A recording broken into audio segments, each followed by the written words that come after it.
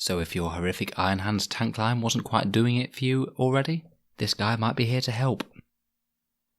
Hello and welcome back to Auspex Tactics, the Tactics Focus 40k channel, where we've been looking at everything Space Marine for the last few months. This week we're going to be looking at Faith and Fury and the new options available to the Space Marine arsenal via the Masters of the Chapter, the character upgrades that can represent the high command of your chapter on the battlefield. Today's video will be looking at the Master of the Forge, who is essentially the Chief Techmarine in any given chapter. So without further ado, let's take a look at his rules. Now you unlock each of these new Masters of the Chapter with a 1 command point stratagem that you use before the start of the game, so I believe that means that you could choose to use it or not use it after you've seen your opponent's army list, though please correct me if I'm wrong. The Master of the Forge can be used on any Techmarine that isn't a named character and isn't a Techmarine gunner. You can also only use this stratagem once per battle, and you can't have more than one Master of the Forge per army, so if you include Iron Father Phyros, then you can't use this stratagem in your Iron Hands army.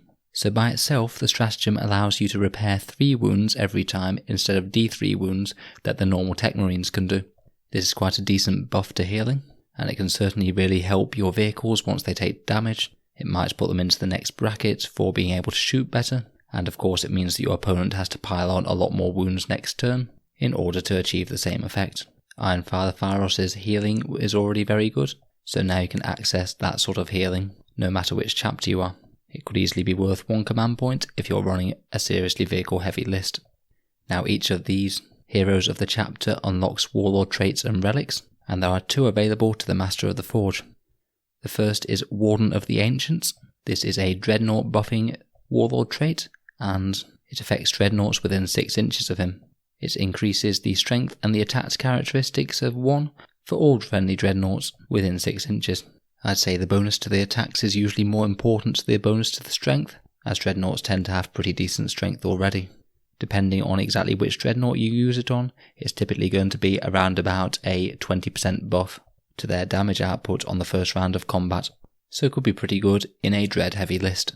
You're really not going to want to be charging a squadron of Redemptors with this guy parked in the middle.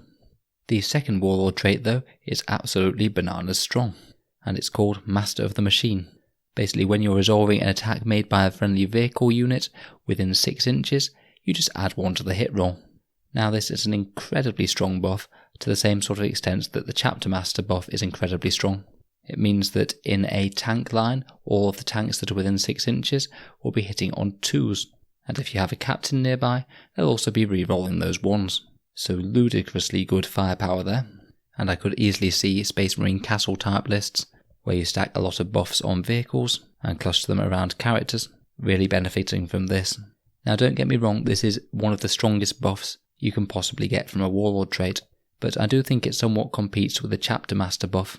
Going from hitting on a 3+ with full rerolls to hitting on a 2+ with reroll 1s is a bit of a buff, but it's not actually that big in the scheme of things. It's only quite a small percentage increase. It does of course let your Chapter Master be elsewhere to buff different units, so you could have a vehicle core with this Master of the Forge who's a Master of the Machine at his core, and have your Chapter Master elsewhere buffing other units. But if you only really have 1 core of very shooty units, then a Chapter Master will do you almost as well as this, and of course his buff works in close combat on infantry as well. So it's very very strong, but I don't think that you'd necessarily use this in every single army. Chapter Masters do compete with it. Next we have 2 specific relics that can only be given to Masters of the Forge.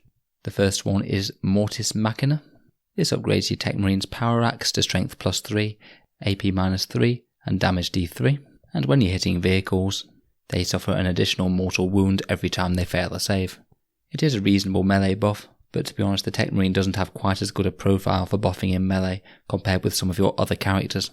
It's not an awful relic, but I'd focus on relics and things that can buff other units around him rather than trying to make him into a melee fighting character, where he's much better just sitting back repairing vehicles and buffing things. And the other relic is the Endurant Protector. This is a durability relic essentially. You get +1 toughness and a 4-up invul save. This is a decent buff to the Techmarine's survivability, particularly as he already has that 2-up save on his base profile. I'd say you could consider it if your opponent has a bunch of sniper weapons lying around, and you need your techmarine to be out in the open. It could be particularly useful if you are using him to buff all of your vehicles with that very nice Master of the Machine Warlord trait. If he is that pivotal to your strategy, then it could be worth making sure that he's extra safe.